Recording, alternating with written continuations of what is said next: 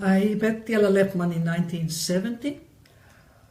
My father was elected president of IBBY in Bologna, IBBY Congress in Bologna, and he said he will only accept this if he can get some assistance.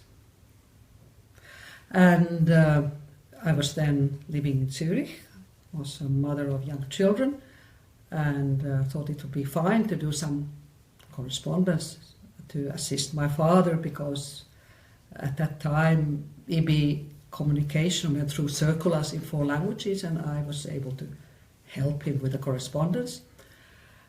And then, of course, it became very crucial that I'm shown to Jella Lepman, who was also very interested in getting to know me.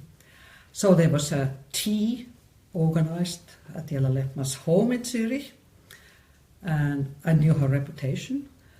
I knew that I had to a little bit watch out, maybe, but I had no intention, in a way, to apply for a job, a permanent job. This was really helping my father.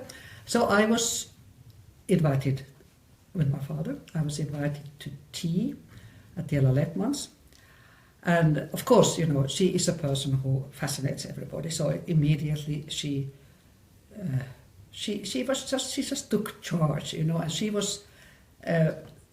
she almost jumped on me. She was so glad to have somebody who would like to do some work, and she was full of ideas, you know. She immediately, I didn't know much about IBBY at all, but she immediately started presenting ideas, and it was especially very close to her heart was the International Children's Book Day, which was then rather recently launched by her.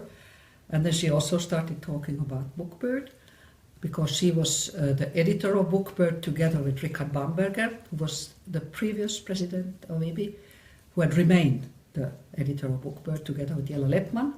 Richard always came to Zurich to discuss the contents, the issues with her, to get her okay.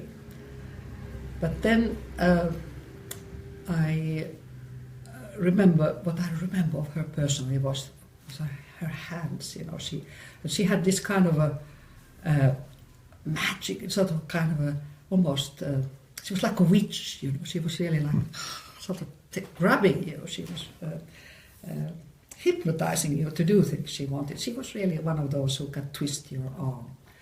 And then I already thought there was sort of like a warning lamp, you know, that, watch out a little bit.